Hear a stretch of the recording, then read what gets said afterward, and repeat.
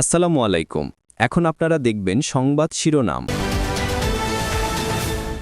দেশজুড়ে ভয়াবহ ভূমিকম্প, পুরান ঢাকার বংশালে এলাকায় ভবনের অংশ ভেঙে ৩ জন সহ নিহতের সংখ্যা বেড়ে ৬, অনেকে আহত। করে দেখেছি মনে মাটি কাঁপতেছিল।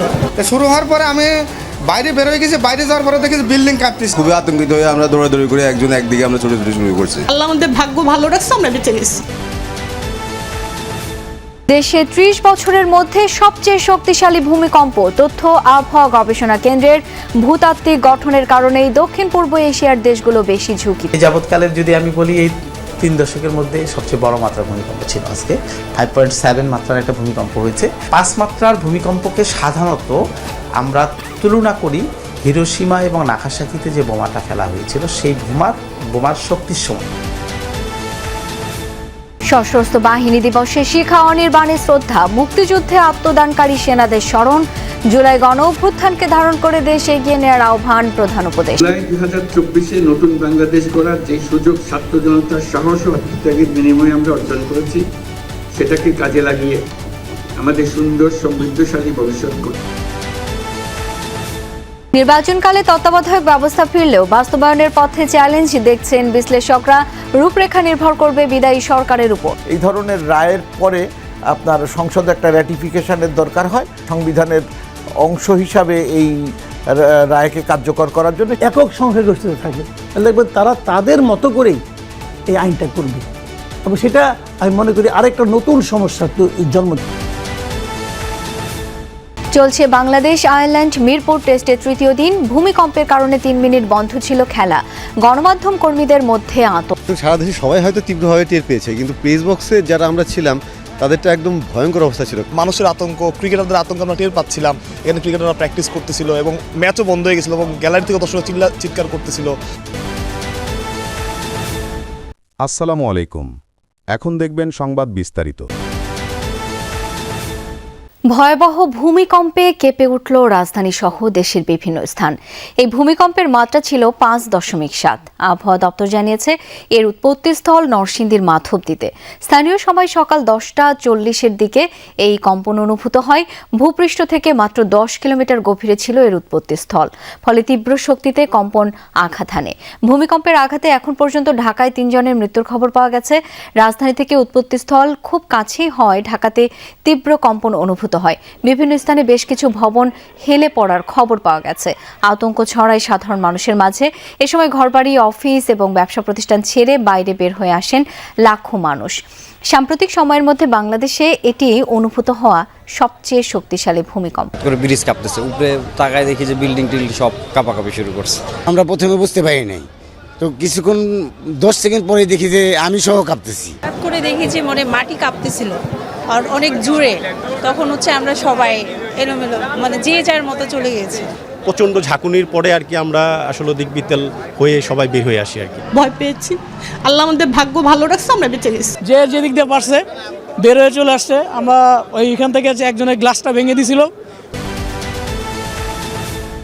জানাচ্ছিলেন বিমানবন্দর থেকে। গত 30 বছরের মধ্যে দেশে সবচেয়ে শক্তিশালী ভূমিকম্প এটি।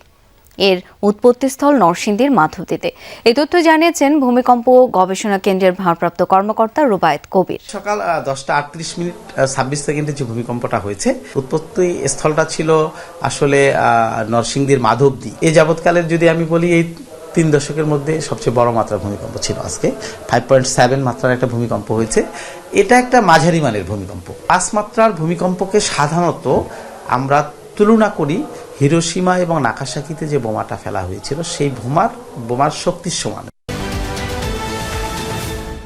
যথাযথ মর্যাদা আর উৎসাহ উদ্দীপনার মধ্য দিয়ে উদযাপিত হচ্ছে সশস্ত্র বাহিনী দিবস। দিনটি উপলক্ষে সকালে শিখা অনির্বাণে মুক্তিযুদ্ধে সশস্ত্র বাহিনীর শহীদদের প্রতি শ্রদ্ধা জানান রাষ্ট্রপতি মোহাম্মদ শাহাবুদ্দিন ও প্রধান উপদেষ্টা ডক্টর মোহাম্মদ ইউনূস। শ্রদ্ধা জানান 3 বাহিনীর প্রধানও। এছাড়া দিনের শুরুতে দেশের সকল সেনানিবাস, নৌঘাঁটি, স্থাপনা এবং বিমান ঘাঁটির মসজিদে বিশেষ মোনাজাত।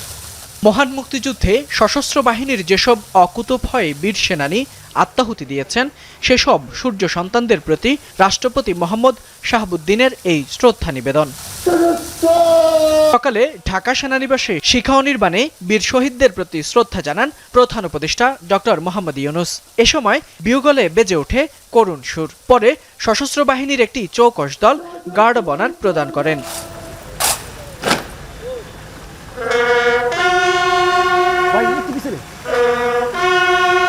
মুক্তিযুদ্ধে শাহাদাত বরণকারী সশস্ত্র বাহিনীর সদস্যদের স্মরণে সেনাবাহিনীর প্রধান, নৌবাহিনীর প্রধান এবং বিমান বাহিনীর প্রধান নিজ নিজ বাহিনীর পক্ষ থেকে শিখা অনির্বাণে পুষ্পস্তবক অর্পণ করেন। এরপর সশস্ত্র বাহিনী বিভাগে প্রধান উপদেষ্টার সাথে 3 বাহিনী প্রধানের সৌজন্য সাক্ষাৎ অনুষ্ঠিত হয়। পরে আর্মি মাল্টিপারপাস কমপ্লেক্সে সশস্ত্র বাহিনী দিবস উপলক্ষে খেতাবপ্রাপ্ত বীর মুক্তিযোদ্ধা ও তাদের উত্তরাধিকারীদের সংবর্ধনা প্রদান অনুষ্ঠানে যোগ দেন ডক্টর ইউনূস।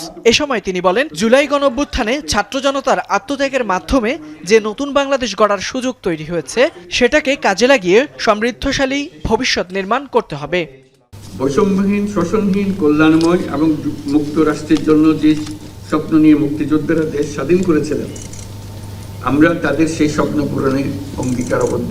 জুলাই 2024-এ নতুন বাংলাদেশ গড়ার যে সুযোগ ছাত্র জনতার সাহস ও আত্মত্যাগের বিনিময়ে আমরা অর্জন করেছি, সেটাকে কাজে লাগিয়ে আমাদের সুন্দর সমৃদ্ধশালী ভবিষ্যৎ করতে হবে। বীর মুক্তিযোদ্ধা, শহীদ, আহত ও জীবিত ছাত্র জনতার এনে দেওয়া সুযোগ কাজে লাগিয়ে গণতন্ত্রের উত্তরণে দৃষ্টান্ত স্থাপন করার প্রত্যাশা ব্যক্ত করেন প্রধান উপদেষ্টা। তাদের দেওয়া সুযোগ কাজে লাগিয়ে আমরা বাংলাদেশকে পৃথিবীর সামনে গণতান্ত্রিক উত্তরণের একটি দৃষ্টান্ত হিসেবে উপস্থাপন করতে পারি। ফয়সাল মাহমুদ, যমুনা নিউজ, ঢাকা। দুপুরে বাংলাদেশে আবারও বিরতি নিচ্ছি, সাথেই থাকুন। নির্বাচনকালীন তত্ত্বাবধায়ক সরকার ব্যবস্থা পুনর্বহালের ঐতিহাসিক রায়ের পর রাজনৈতিক অঙ্গনে নতুন করে শুরু হয়েছে আলোচনা। সুপ্রিম কোর্টের এই রায়কে গণতন্ত্র চর্চা ও ভোটাধিকার পুনরুদ্ধারের গুরুত্বপূর্ণ মাইলফলক হিসেবে দেখা হচ্ছে। তবে তা বাস্তবায়ন প্রক্রিয়া মোটেও সহজ হবে না বলে মনে করছেন বিশেষজ্ঞরা। তারা বলছেন, তত্ত্বাবধায়ক সরকারের রূপরেখা কেমন হবে তা ওই সময়ের বিদায়ী সরকারের উপর অনেকখানি নির্ভর করবে। নির্বাচনকালীন তত্ত্বাবধায়ক সরকার ব্যবস্থা পুনর্বহালের পক্ষে রায় দিয়েছে আপিল বিভাগ। ঐতিহাসিক এই রায়ের পর রাজনৈতিক অঙ্গনে শুরু হয়েছে জোর আলোচনা।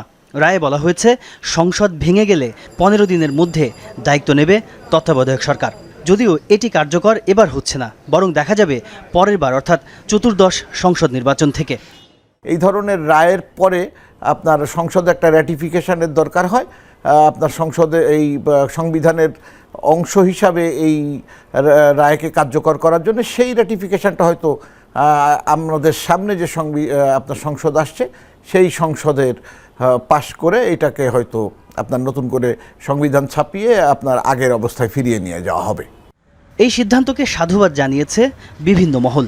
তবে কেউ কেউ বলছেন, কাগজে কলমে কেবল ব্যবস্থা ফিরলেই সংকট কাটবে না, বাস্তবায়নের পথে আছে বেশ কিছু চ্যালেঞ্জ। সংকট কিন্তু বহুমুখী।